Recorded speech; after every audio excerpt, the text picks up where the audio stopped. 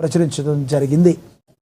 ఇక అదేవిధంగా చూసుకుంటే టీడీపీ వర్కింగ్ ప్రెసిడెంట్గా నారా లోకేష్, పొలిట్ బ్యూరో సహా కీలక కమిటీలు వేసిన చంద్రబాబు. ఇది చాలా కీలక పరిణామం టీడీపీలో. ఎందుకంటే తెలుగుదేశం పార్టీలో సంస్థాగత మార్పులకు శ్రీకారం చుడుతూ పార్టీ జాతీయ అధ్యక్షులు ముఖ్యమంత్రి నారా చంద్రబాబు నాయుడు కీలక నిర్ణయం అయితే తీసుకున్నారు. యాక్చువల్గా టీడీపీలో ఇలా వర్కింగ్ ప్రెసిడెంట్ అనేది ఇప్పుడు వరకు అసలు తావే లేదు.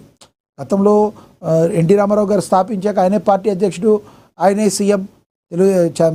చంద్రబాబు నాయుడు గారి తర్వాత ఆయనే పార్టీ అధ్యక్షుడు, ఆయనే సీఎం. ఇలా వర్కింగ్ ప్రెసిడెంట్ అనే కొత్త విధానాన్ని సృష్టించి ఈ రోజున నారా లోకేష్కి కీలక బాధ్యతలు అప్పగించడం వెనుక పెద్ద రాజకీయ పరిణామం అయితే ఇక్కడ ఉందన్నట్టుగా అందరూ కూడా భావించవచ్చు. మనకు తెలుసు ప్రస్తుతం అక్కడ కూటమి ప్రభుత్వం ఉంది. కూటమిలో చాలా కీ రోల్గా జనసేన అధినేత పవన్ కళ్యాణ్ ఉన్నారు. మరి తెలుగుదేశం పార్టీ ఒకనొక టైంలో మరి ఏమైపోతుందో అన్న టైంలో చంద్రబాబు నాయుడు గారు జైల్లో ఉన్న టైంలో వెళ్ళి స్నేహహస్తం అందించి ముందుకు వెళ్ళిన పవన్ కళ్యాణ్ గారు మరి ఈ రోజున జనసేన అధినేతగా డిప్యూటీ సీఎంగా ఉన్నారు. కానీ నారా లోకేష్ని వర్కింగ్ ప్రెసిడెంట్ చేసిన తరువాత కొంత గందరగోళం అయితే అక్కడ నెలకొంది. ఎందుకంటే నెక్స్ట్ సీఎం లోకేష్ అని ఎప్పుడైతే వస్తున్నాయో, ఊహాగానాలు వస్తున్నాయో, మొన్న ఉగాదికి అయిపోవాలని ఎవరైతే అనుకున్నారు, కాబట్టి ఒకేసారి అక్కడ చెప్తే ఏమైనా ప్రాబ్లం వచ్చింది అనుకున్నారు, ఏదైతే తెలియదు. కానీ రానున్న రోజుల్లో ఒకేసారి లోకేష్ని సీఎం చేసిన ఆశ్చర్యపోసలేదు. అదే కన్నా జరిగితే జనసేన అధినేత పవన్ కళ్యాణ్ పరిస్థితి ఏంటి అని జన సైనికులు, జనసేన కార్యకర్తలు, జనసేన అభిమానులు, పవన్ అభిమానులు కూడా కోరుకుంటున్న పరిస్థితి. చూడాలి ఇది రానున్న రోజుల్లో మరి జరుగుతుందా. ఒక 2-3 ఏళ్ల పాటు ఇదే విధంగా ఆయన వర్కింగ్ ప్రెసిడెంట్గా ఉంటారా? అప్పట్లో రాహుల్ గాంధీ చేసిన తప్పు చేయరా? అదేవిధంగా కేసీఆర్ చేసిన తప్పు, కేటీఆర్ని సీఎం చేయకుండా ఉన్న తప్పు చేయకుండా మరి చంద్రబాబు గారు చిన్నబాబుని సీఎంగా ప్రకటిస్తారు. ఇవన్నీ కూడా $1 మిలియన్ ప్రశ్న. ఏది ఏమైనప్పటికీ కూడా ఇది మొత్తం బాల్ చంద్రబాబు కోర్టులో ఉందా లేదంటే బీజేపీ కోర్టులో ఉందా, ఇది కూడా మనం ఆలోచించాలి. ప్రధాని నరేంద్ర మోడీ ఒక్కసారి గ్రీన్ సిగ్నల్ ఇస్తే నారా లోకేష్ను సీఎంగా ప్రకటించే పెద్ద విషయం కాదు. కానీ ఇక్కడ పవన్ కళ్యాణ్ అనే వ్యక్తి కూటమి యొక్క కలయికకు చాలా కేంద్ర బిందువుగా ఉన్న వ్యక్తి. మరి ఆయన్ను కాదంటే మరి ఓట్లు షేర్ తర్వాత టర్న్ అవుతాయా అవ్వవా, ఎన్ని రాజకీయ పరిణామాల మధ్య ఉంది. అయితే ఎవరి అంతర్గత పార్టీలో వాళ్ళని వర్కింగ్ ప్రెసిడెంట్ చేసుకోవచ్చు. టీడీపీకి ఆ హక్కు ఉంది. నారా లోకేష్ గారు వర్కింగ్ ప్రెసిడెంట్ అయినంత మాత్రాన ఇమీడియట్లీ పోయింది. కానీ వర్కింగ్ ప్రెసిడెంట్ కీలక బాధ్యతలు అప్పగించిన తదుపరి సీఎంఏ కదా అని ప్రశ్న అందరిలోనూ ఉత్పన్నమవుతున్నమాట వాస్తవం. దీని అందరం కూడా మనం గమనించాలి. మీరేమనుకుంటున్నారు దీని గురించి కమెంట్ బాక్స్లో కమెంట్ అయితే చేయండి. ఇక్కడ ప్రచురించింది చూస్తే పార్టీని మరింత బలోపేతం చేయడం, ఆధునిక విధానాలతో ముందుకు తీసుకెళ్లాలనే లక్ష్యంగా ఈ నియామకాలు చేపట్టినట్లుగా పార్టీ వర్గాలు అయితే వెల్లడించారు. పార్టీ జాతీయ వర్కింగ్ ప్రెసిడెంట్గా నారా లోకేష్ నియమించారు. యువ నాయకత్వానికి ప్రాధాన్యత ఇస్తూ పార్టీ కార్యకలాపాలను దేశవ్యాప్తంగా విస్తరించేందుకు ఈ నిర్ణయం తీసుకున్నట్లుగా సమాచారం. అదేవిధంగా కాకినాడకు జిల్లాకు చెందిన రాజ్యసభ సభ్యులు సానా సతీష్ బాబును పార్టీ జాతీయ ఉపాధ్యక్షుడిగా నియమించారు. పార్టీ పట్ల ఆయనకున్న నిబద్ధత, అనుభవాన్ని గుర్తించి ఈ బాధ్యతలు అప్పగించినట్లుగా తెలిపారు. తనను జాతీయ ఉపాధ్యక్షుడిగా నియమించినందుకు సానా సతీష్ బాబు హర్షం వ్యక్తం చేశారు. పార్టీ అధినేత నారా చంద్రబాబు నాయుడు పట్ల కృతజ్ఞత తెలియజేస్తూ తనపై ఉంచిన నమ్మకాన్ని నిలబెట్టుకుంటానని అన్నారు. పార్టీ అభివృద్ధికి కృషి చేస్తానని, కార్యకర్తలతో కలిసి పార్టీ బలోపేతానికి శ్రమిస్తానని పేర్కొన్నారు. అలాగే నారా లోకేష్ను జాతీయ వర్కింగ్ ప్రెసిడెంట్గా నియమించడం పట్ల సానా సతీష్ బాబు శుభాకాంక్షలు తెలిపారు. ఆయన నాయకత్వంలో పార్టీ మరింత ఉన్నత స్థాయికి చేరుకుంటుందని ఆశాభావాన్ని అయితే వ్యక్తం చేశారు. ఎక్కడా కూడా చిన్న చప్పుడు లేదు, ఏమీ లేదు. జస్ట్ చెప్పదలుచుకుంది, చేయదలుచుకుంది చేసుకుని వెళ్ళిపోయారు. ఇది ఒక ప్రశాంతమైన వాతావరణంలో ఇలా చేసేయటమే అనేక ప్రశ్నలకు, రాజకీయ ప్రశ్నలకు తావిస్తుంది. దీని గురించి మరి రానున్న రోజుల్లో ఇది ఏ రకంగా ముందుకు వెళుతుంది, రాజకీయ పరిణామాలు ఏ విధంగా ఉండబోతాయని ఆంధ్రప్రదేశ్లో ఈ యొక్క మూవ్ ఎలాంటిది అనేది మనం వేచి చూడాల్సిన పరిస్థితి. ఇక బీహార్లో సామ్రాట్ శాఖ మొదలు. హోంతో సహా 29 శాఖలు తన వద్దనే ఉంచుకున్న కొత్త సీఎం. ఉప ముఖ్యమంత్రులుగా జేడీయూ నేతలు విజయ్ చౌదరి, మరి బిజేంద్ర ప్రసాద్ అని కూడా ప్రచురించడం అయితే జరిగింది. బీహార్ రాజకీయాల్లో సుదీర్ఘకాలం సాగిన నితీష్ యుగం ముగిసిన సామ్రాట్ శాఖం ప్రారంభమైంది. నితీష్ శాఖం ముగిసి సామ్రాట్ శాఖం ప్రారంభమైంది.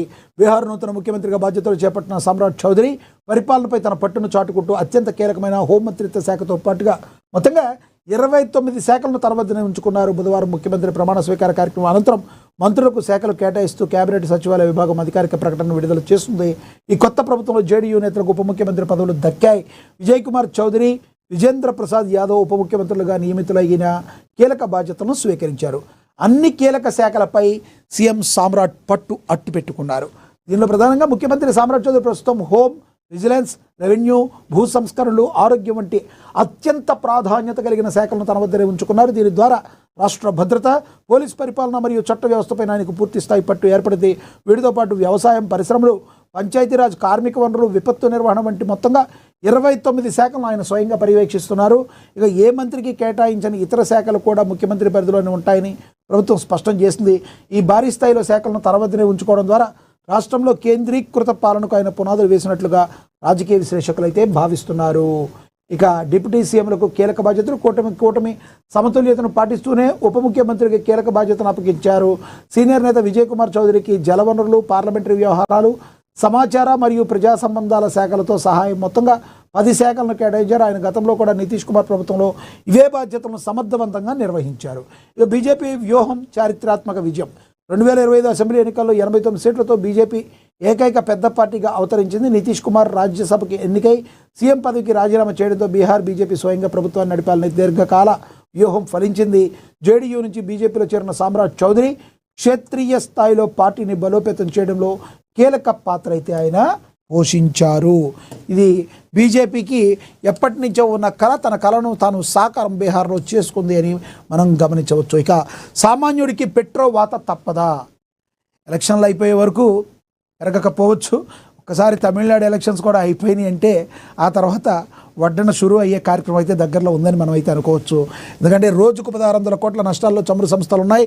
అంతర్జాతీయ మార్కెట్లో పెరుగుతున్న ముడి చమురు ధరల పెంపులకు రంగం సిద్ధం చేస్తున్నాయి కంపెనీలు.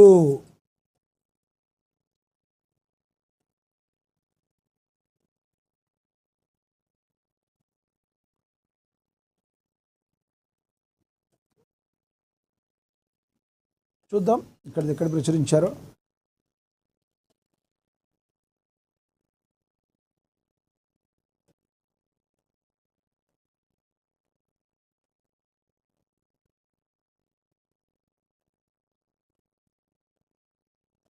రైట్,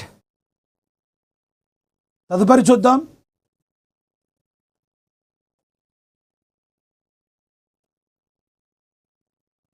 యుద్ధం చాలా త్వరగానే ముగుస్తుందని డొనాల్డ్ ట్రంప్ ప్రకటన చేశారు.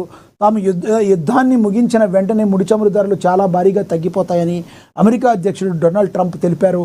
నవంబర్లో అమెరికా కాంగ్రెస్కు ఎన్నికలు జరిగే నాటికి ఇంధన ధరలు దాదాపుగా ఇప్పటి స్థాయిలో లేదంటే కొంత ఎక్కువ స్థాయిలో ఉంటాయని ట్రంప్ అయితే తెలియజేశారని కూడా ప్రచురించారు. ఇక సిద్ధు చెవిలో మోడీ, కర్ణాటకలో కొత్త వ్యూహం. ప్రస్తుత రాజకీయాలు ఒక పట్టాన ఎవరికి అందం.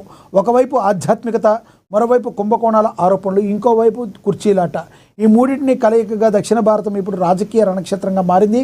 ప్రధానంగా బెంగళూరు విమానాశ్రయంలో ప్రధానమంత్రి నరేంద్ర మోడీ, కర్ణాటక ముఖ్యమంత్రి సిద్ధరామయ్య మరి అత్యంత సన్నిహితంగా ఒకరి చెవిలో ఒకరు మాట్లాడుకుంటున్న ఫోటో ఇప్పుడు సామాజిక మాధ్యమాల్లో మరి వైరల్గా మారింది. అనేక రాజకీయ విశ్లేషణలకు ఇదైతే తావిస్తుంది అని కూడా ప్రచురించారు.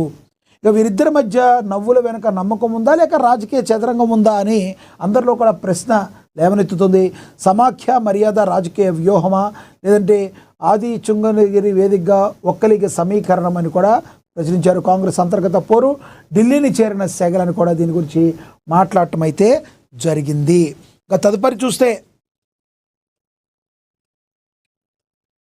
రైతులకు మద్దతుగా కవిత రణం.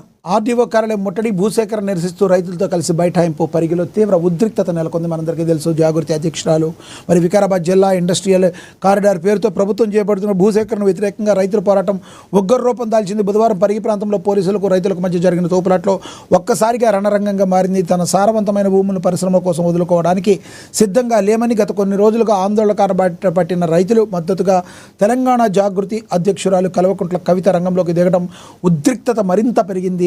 పరిగి ఆర్డీఓ కార్యాలయం ముట్టడికి ప్రయత్నించిన కవితను పోలీసులు బలవంతంగా అరెస్టు చేసి తరలించడం అయితే జరిగింది అని కూడా ప్రచురించారు. ఈ క్రమంలో చోటు చేసుకున్న పరిణామాలు జిల్లా కేంద్రంలో పెను ఉత్కంఠకు దారితీశాయి. వందలాది మంది రైతులతో కలిసి ఆర్డీఓ కార్యాలయాన్ని ముట్టడించేందుకు కవిత ప్రయత్నించడంతో పోలీసులు వారిని అడ్డుకున్నారు. తమ కొత్త పార్టీకి రానున్న రోజుల్లో ఈ రైతులతో కలిసి ఈమె అడుగులు వేస్తుంది కదా, ఇవన్నీ కూడా ఆమెకి ఏమైనా ఉపయోగపడతాయా లేదా అనేది మనం కూడా వేచి చూడాలి. ప్రస్తుతానికైతే కవిత అయితే మరి రైతుల పక్షాన నిలిచి పోరాటం అయితే చేస్తున్నట్టుగా మనం అయితే గమనించవచ్చు. దాని గురించి అయితే ప్రచురించారు. ఇక ఫాతిమా ఓవైసీ కళాశాల కూల్చివేతకు రంగం సిద్ధం. ఎంతోమంది ఎన్నో ప్రశ్నలు అడిగారు. ఇప్పటి వరకు కూడా కాంగ్రెస్ ప్రభుత్వాన్ని మీరు హైడ్రా అంటారు, అదంటారు, ఇదంటారు, ఎన్నో కూల్చేస్తున్నారు. మరి ఎందుకు ఫాతిమా ఓవైసీ యొక్క ఫాతిమా కాలేజ్ వైపు కన్నెత్తి కూడా చూడరా? ఏం మీకు అంత ప్రాబ్లం ఏంటని బండి సంజయ్ లాంటి వాళ్ళు మరి డైరెక్ట్గానే మాట్లాడటం జరిగింది. మరి దీన్ని కూడా మరి ఈ రోజున రంగం సిద్ధమైనట్టుగా తెలుస్తుంది. అక్రమ కట్టడాలపై అధికారులు గురి, ఎమ్మెల్యే రాజాసింగ్ సంచలన వ్యాఖ్యలు, కొత్త ప్రవేశాలు చేపట్టవద్దన్న